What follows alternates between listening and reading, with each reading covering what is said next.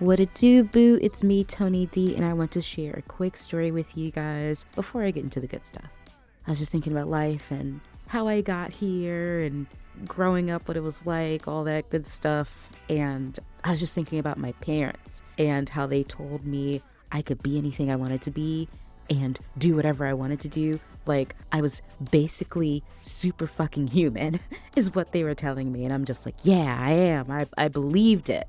And I moved through the world like that, thinking I could do anything and be anything and all this stuff. So I was doing so much work. I worked my ass off in school and doing the things to become this superhuman person.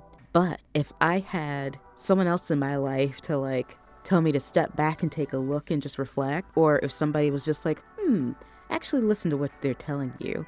My parents, yeah, they told me I could do anything and be anything, but there was a subtle message in that. And it was, you can do whatever and be whatever as long as, like, that's the but. And I hate the but. Looking back now, I was limited back then. Even though they told me I could do anything and be anything, I was so limited. I didn't realize that though. The thing about subtlety is that it's unnoticed, and that is a parenting technique that my parents used often. So when they were saying, Toni, you can be anything you want in life, what they were really saying was, here's a shiny red apple that we deem a good life, and you can have it as long as you fit into this one box, check off all of these stereotypes, because it's how you'll get and do all the things you want in life. Never mind being authentic or doing what you're passionate about. Just don't act a fool in public and embarrass yourself or us and make plenty money.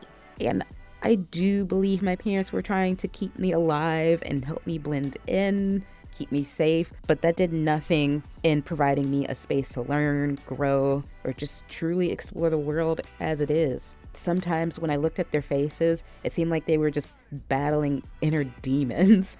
Stay true to the culture or assimilate. Which one? Ultimately, assimilation won because it just didn't seem like they knew any other way. Anything outside of the norm, queerness especially, or anything that just made you stand out as a Black person was bad, and you needed to get your shit together. So the conservative European heteronormative lifestyle was the way to go. Get married to a man, have kids, let him take care of you while you take care of the house, shit like that. Stuff that just makes me fucking vomit in my mouth. Like I said, it seemed like their real values were at odds with the norm, because every once in a while they'd change it up and tell me something different. And I sort of appeased them, because even though I didn't agree with everything they said, I too thought, well, maybe I do need to fit in, straighten my hair, stop kissing girls and such, because everyone outside of the home seemed to accept me and give me opportunities. And I was thinking, now I wanted to be all these things because I thought I could do all this stuff, and I had this plan for my life. But then, as I got older and I'm moving through life with other people in the world, I'm discovering that life is completely different from the picture that was painted for me as a kid. And it's okay, I have to step back, reevaluate some things and figure out what is it exactly that I want to do, not what I think is acceptable or anything like that. And when I was thinking about, what my future looked like, I wasn't thinking about money or a high paying job or power or anything like that. I was thinking about being happy and having some peace in my life and being loved on and spreading love, because those were things that unfortunately I felt like I was lacking, because I'm doing pretty well in my main job role. I have no issues with that because I was brought up to work hard and do all these things. But when it comes to the inside stuff, like being happy, having peace, feeling good about yourself, I was lacking so much. Those are the things I was always chasing. And I didn't even know I was chasing these things until I had to just sit with myself one day and just reflect on my life. One of the first things I did was come out of the closet, because growing up, I couldn't be openly gay. I couldn't walk down the hallway in school and with a girl and anything like that. In college, it was homophobic as hell. Yeah, I feel like majority of places in the world are still very homophobic. But I said I'm gonna do it because now that I know what I want in life, this is something I need to do. And I wasn't afraid to do it when I decided that this is how I want to live. This is who I want to be. I just did it. I did it confidently, and it worked out for me. It was great. And I've been super gay ever since. So one of the things that I did I don't know how long ago I made this community, but I went online looking for a community at first, a Black LGBTQ plus community. I was on, I won't say the social media platform I was on, but I found no Black queer spaces, and I was just like, huh. So I made my own, and hella people joined. I was surprised. I was just like, I'm gonna be the only one in this bitch. But there were other people looking too. I'm so glad many people have joined the community.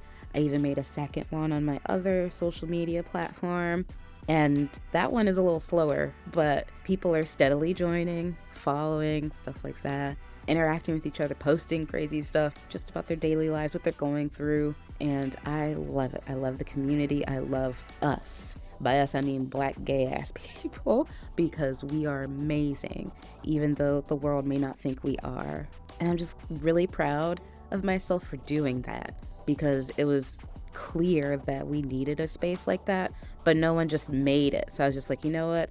I'm gonna step up and do it. It took me fucking forever to figure out how to do it, because I don't know anything about coding or anything like that, but I did it, and it's working. As a couple months went by or whatever, I was just like, you know what? I want to do more. So I am creative. I like making things. Writing is my jam. I do other stuff too, like painting and stuff, but I was just like, writing. I want to write more. I want to express myself. So I thought, I will start a blog. So that's what I did. God, is it a lot of work? It is not for the weak, unless you just want to pick a template and just do something basic. But I wanted my shit to look the way I wanted it to look. It took me several months to create this blog, but then I finally did it. The Black Quirky Queer dropped, I believe, I should have wrote that down before I hopped on the mic. It dropped June 4th, I believe. That is a Monday. I don't fucking know. I'm not gonna go back and check and edit this portion either, but that's when it dropped. So I do have some content on the blog that y'all can read, and I post weekly. I don't check the traffic or the stats or anything like that on the blog, because I care, but I don't care that much. As long as someone's reading it, it's cool. Like, I don't care if it's 10 people or 1,000. And I know you're wondering, well, how the hell do you know if anybody's reading? Because I've had people come up to me and tell me they've read my blog. And I'm like, awesomeness. Yes, I'm glad you read it. Yay, share with other people. Also, too, it's mainly for me. I'm doing it for myself because I'm telling my stories. I'm also like sharing resources and highlighting safe Black spaces, Black queer spaces, in case people are looking. But it's mainly about me. And I've been doing that for several months, and I love blogging. This is probably a month ago. I don't know. Time is such a construct. It's made up. It's not real. I don't know. Time is difficult. Whatever. Anyway, a month ago, I was on some social media platform. I don't remember which one. It doesn't even matter. But there was a Black trans woman that was talking about all of this discrimination she was experiencing just in public when she's with her boyfriend, and how people treat her differently, and how she's been physically assaulted in public. And she even lost her job just because she is Black and trans. And it made me mad as hell reading that, and I felt really bad for her, and I think about her often. And then probably a day or two after that, there was a gay Black man that posted something about dating and how difficult it is. There's piss in the dating pool. And I think all of us know that. But for us in particular, it is much harder because people fetishize, can't say that word, but they like us for not who we are, but what we are. like BBC and, oh, I've never been with a black woman before. All that stupid bullshit. I hate it. Dating is terrible. And then one of the latest posts I've seen was from this very young Black queer person, and it was just heart-wrenching. I cried after I read it. They said they would never feel comfortable coming out because they'd never be accepted, and because of the state of the world, they just didn't feel safe enough to come out. So they'll always be closeted. Now they're young. I think they were in their early 20s, so they could change their mind later. But that broke my heart, because I know what it feels like to feel unsafe and that be closeted and have to hide who you are because people don't accept you, or because you don't think people will accept you. Sorry, I'm tearing up now. I put myself in their shoes, and I wondered if I could do more. I thought about my grandma. Something she's told me a billion times was, if you can help someone, you should just do it. And I said, you know what? I could do more. I just don't know what I could do because I'm broke. I have nothing, no resources or anything like that. I can't do anything amazing. I thought to myself, well, I already have the blog and people are reading it, but I feel like it's not reaching enough people that are maybe more visual, or they prefer to listen rather than read. It's not reaching them. So I thought to myself, I could create a blog, like an extension. Not a blog. What did I just say? Did I say blog? I think I did. I could create a podcast as an extension of the blog.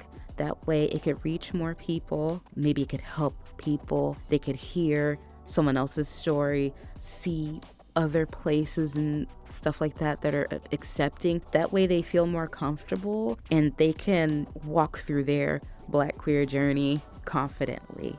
Because I feel like some of us aren't doing that. I know I wasn't in the beginning. I am now. But I want all of us to be able to do that. That's why I hopped in this mic today, because I wanted to tell you guys that starting November, I'll be dropping a podcast episode once a month, just chatting it up, talking about my experiences, my journey, what I've learned, sharing what I've learned, and highlighting people, not just people, but Black queer people and Black queer spaces that are just doing great things in the world. So every first Tuesday of the month, you can listen to me, Toni D, the Black Quirky Queer, talking about all things Black and queer. Please subscribe, like, share with any and everyone. I don't care what the fuck they look like. Short, tall, fat, skinny, black, white, green little alien from Mars. Share it with them. Please support me, because I'm really trying to help people with this podcast. I really am, with the blog and everything that I'm doing. Thank you so much for listening, and until next time, peace, love, and happiness, y'all.